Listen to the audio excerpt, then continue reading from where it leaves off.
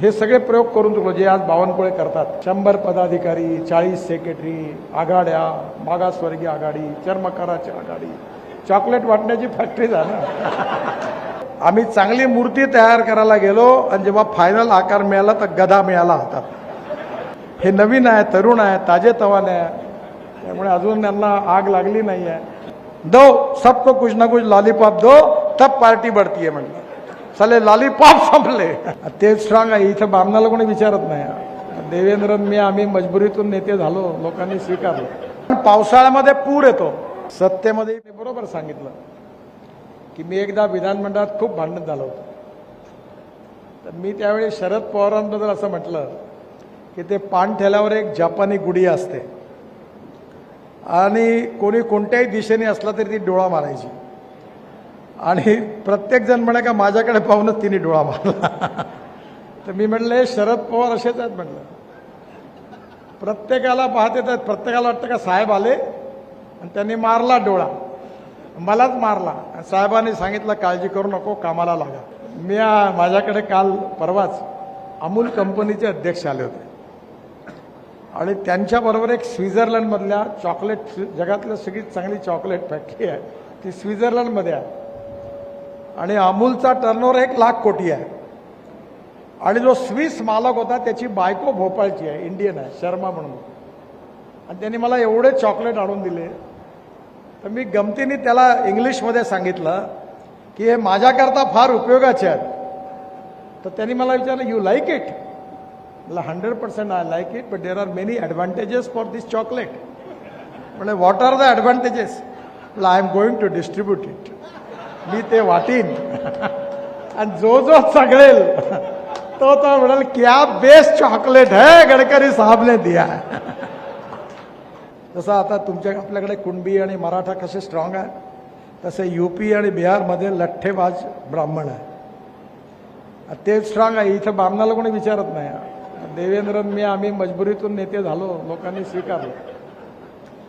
तर ते म्हणतात, मला एकदा गेलो मी लोकांमध्ये, पंडित नितीन गडकरी आहे, पंडित नितीन. हे चब्बट झालं काय का पंडित बात करा.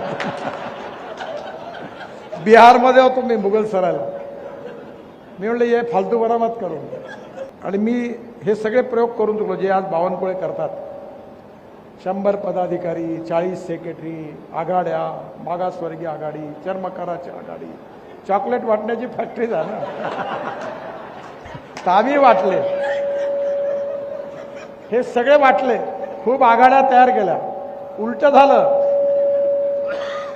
म्हणजे आम्ही चांगली मूर्ती तयार करायला गेलो आणि जेव्हा फायनल आकार मिळाला तर गदा मिळाला हातात.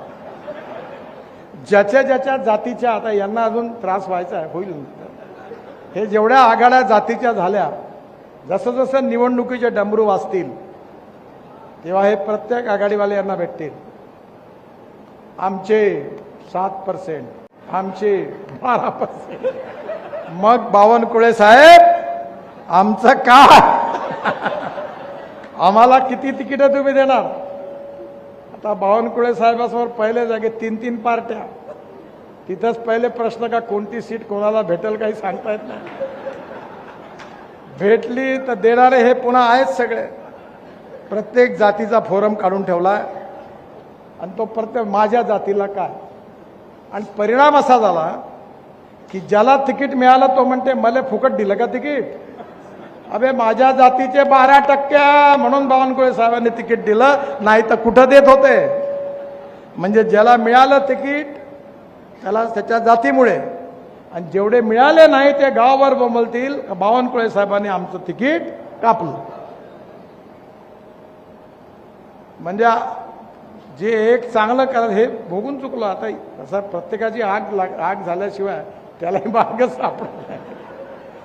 हे नवीन आहे, तरुण आहे, ताजेतवाने आहे, त्यामुळे अजून त्यांना आग लागली नाही आहे. म्हणून त्यांनी खूप सेल तयार केले. मी केले, म्हणजे ते चूक नाही आहे. मी अध्यक्ष होतो महाराष्ट्राचा. मला त्यावेळी सांगणारे सांगत होते करू नको. मनोहरराव शेंडे मला दाटायचे, ये क्या चल रहा है तमाशा, ये क्या कर रहे हो? मतलब आपको समझता नहीं शेंडे जी, सबको जोड़ना पड़ता है. दो सबको कुछ ना कुछ लॉलीपॉप दो तब पार्टी बढ़ती है. म्हणलं साले लॉलीपॉप संपले. कारण पावसाळ्यामध्ये पूर येतो, सत्तेमध्येही पूर येतो.